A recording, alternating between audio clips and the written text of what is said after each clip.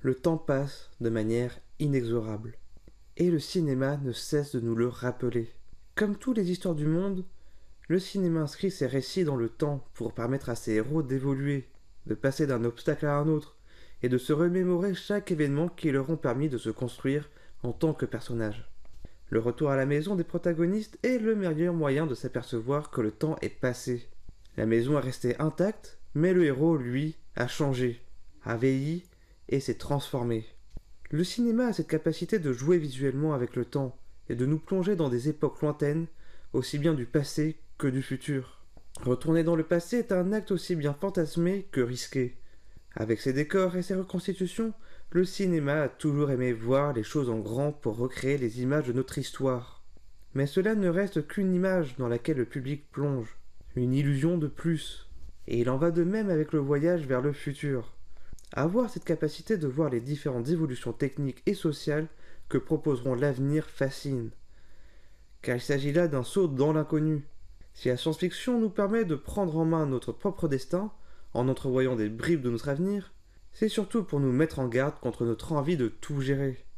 Voir l'avenir sous-entend alors que le destin existe, et qu'on ne saurait changer le cours des choses. Comment est-ce que le cinéma peut jouer avec le temps ?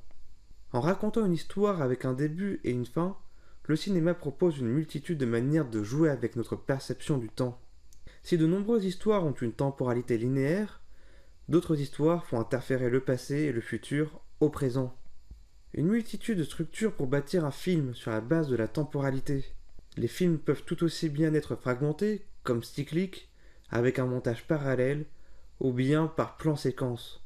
Les moyens de distorsion du temps sont donc infinis. À ses débuts, le cinématographe n'avait qu'un objectif documentaire. Ses vues animées voulaient montrer le quotidien d'un point de vue purement objectif. Mais l'apparition de la fiction et du montage nous rappelle surtout l'aspect subjectif du temps et de son passage. Chaque spectateur a déjà expérimenté cela. Le temps semble s'élargir lorsqu'on s'ennuie, mais passer à une vitesse affolante lorsqu'on est captivé par ce que l'on voit ou fait. Woody Allen disait que l'infini, c'est long, surtout vers la fin.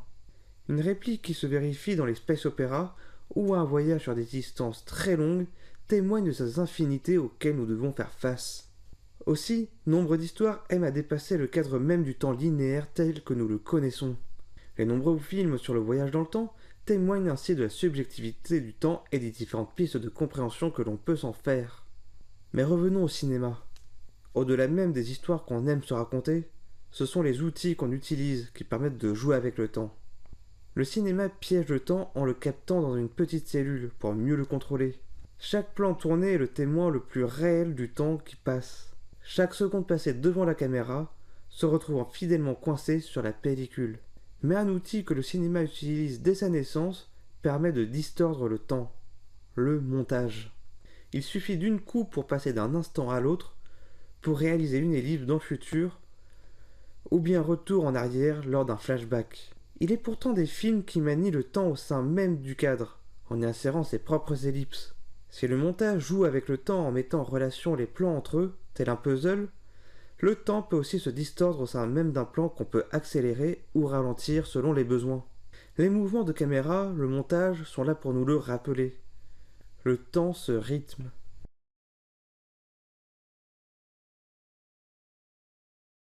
Mais quel impact sur le public ? Comme pour chaque histoire et à l'instar des personnages, le spectateur doit être capable de se souvenir des éléments passés pour pouvoir avancer dans l'histoire et être suffisamment intrigué pour vouloir continuer.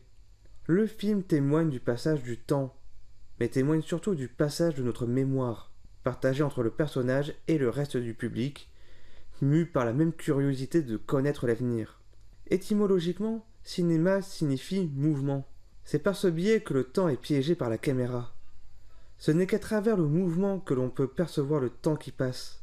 Alors, lorsque l'image se fige, le temps en fait de même. La mémoire est indissociable du temps, et ce grâce au ressenti que l'on éprouve face à ses souvenirs et à tout ce qu'on y a ressenti. Le cinéma est certainement l'outil le plus puissant quant à la perception qu'on se fait du temps.